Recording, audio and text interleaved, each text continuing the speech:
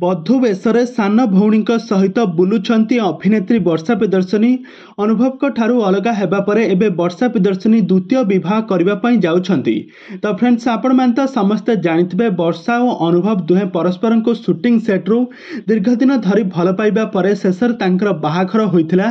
ଆଉ ବାହାଘର ପରେ ଦୁହେଁ ବହୁତ ଖୁସିରେ ଥିଲେ। ଦୁହେଁ ବିବାହ ଜୀବନକୁ ବହୁତ ଖୁସିମୟ ଭାବରେ ପାଳନ କରୁଥିଲେ, ବହୁତ ଭଲ ଭାବରେ ସମୟ କାଟୁଥିଲେ। କିନ୍ତୁ ହଠାତ୍ ଏମିତି ତାଙ୍କ ଜୀବନରେ ଏମିତି ଏକ ମୋଡ଼ ଆସିବ ବୋଲି କେହି ବି କେବେ ସ୍ୱପ୍ନରେ କେବେ ଭାବିନଥିଲେ। ଦୁହେଁ ପରସ୍ପରଙ୍କ ଠାରୁ ଅଲଗା ହେବା ପାଇଁ କୋର୍ଟର ଦ୍ୱାରସ୍ଥ ହେଲେ। ଦୁହେଁ ପରସ୍ପରଙ୍କ ମୁହଁ ଦେଖିଲେ ନାହିଁ। ଦୁହେଁ ପରସ୍ପରଙ୍କ ସହିତ ସବୁବେଳେ ଲାଗିଲେ। ଦୁହେଁ ପରସ୍ପରଙ୍କ ଠାରୁ ଅଲଗା ହେବା ପାଇଁ ଥାନାର ଦ୍ୱାରସ୍ଥ ହୋଇ କୋର୍ଟର ଦ୍ୱାରସ୍ଥ ହୋଇଥିଲେ। ଆଉ ଏହାପରେ ତାଙ୍କର ଫ୍ୟାମିଲି କୋର୍ଟରେ ତାଙ୍କର କେସ୍ଟି ବାର ବାର ପୀଡ଼ିତ ହେଲା। ଆଉ ଏହାପରେ ଅନୁଭବ ମହାନ୍ତି ବର୍ଷାଙ୍କ ଠାରୁ ଅଲଗା ହେବା ପାଇଁ ତାଙ୍କର କୋର୍ଟରେ ନ୍ୟାୟ ମିଳିବା ପାଇଁ ତାଙ୍କୁ ବହୁତ କଷ୍ଟ କରିବା ପାଇଁ ପଡ଼ିଥିଲା।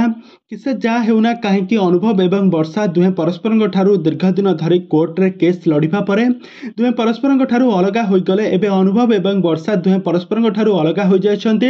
କିନ୍ତୁ ଏବେ ବର୍ଷା ପ୍ରିୟଦର୍ଶିନୀ ତାଙ୍କ ଦ୍ୱିତୀୟ ବିବାହକୁ ନେଇକି ବହୁତ ଚର୍ଚ୍ଚାର ବିଷୟ ପାଲଟିଛନ୍ତି। ବର୍ଷା ପ୍ରିୟଦର୍ଶିନୀ ଆଗାମୀ କିଛି ଦିନ ମଧ୍ୟରେ ଦ୍ୱିତୀୟ ବିବାହ କରିବା ପାଇଁ ଯାଉଛନ୍ତି। ସେ ଅନୁଭବଙ୍କ ଠାରୁ ଅଲଗା ହେବା ପରେ ବର୍ତ୍ତମାନ ସମୟରେ ଖୁବ୍ ଶୀଘ୍ର ବିବାହ ବନ୍ଧନରେ ବାନ୍ଧି ହେବା ପାଇଁ ଯାଉଛନ୍ତି। କାହିଁକିନା ବର୍ତ୍ତମାନ ସମୟରେ ବର୍ଷା ପ୍ରିୟଦର୍ଶିନୀକୁ ପ୍ରାୟ 36 ବର୍ଷ ବୟସ ହୋଇଯିବ। ଆଉ ସେ ଏହି ସମୟରେ ଦ୍ୱିତୀୟ ବିବାହ କରିବା ପାଇଁ ସ୍ଥିର କରିଛନ୍ତି। ଆଉ ଦ୍ୱିତୀୟ ବିବାହ ପାଇଁ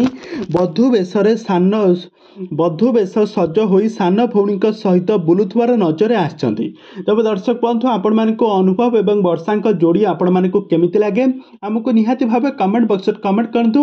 ଆଗକୁ ଏହିଭଳି ହଲିଉଡ୍ ସମ୍ବଳିତ ବା ସିରିଏଲ୍ ଦୁନିଆ ବିଷୟରେ ଅଧିକ ଖବର ଜାଣିବା ପାଇଁ ହେଲେ ଆପଣମାନେ ଆମ ଚ୍ୟାନେଲକୁ ସବସ୍କ୍ରାଇବ୍ କରି ପାଖରେ ଥିବା ବେଲ୍ ଆଇକନକୁ ଦବାଇ ଦିଅନ୍ତୁ।